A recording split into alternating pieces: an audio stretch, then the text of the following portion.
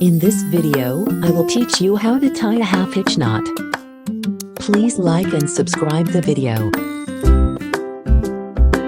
Usually half hitch knot is used to tie rope around an object and back to itself. First, take the working end. Go underneath the object, which is a pole in this video.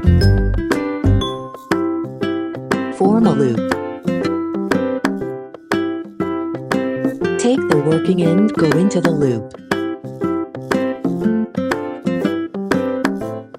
You are done, a half hitch knot.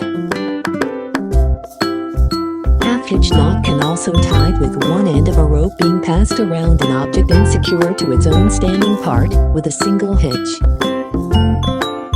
Thanks for watching. Do comment below what other video you would like to see.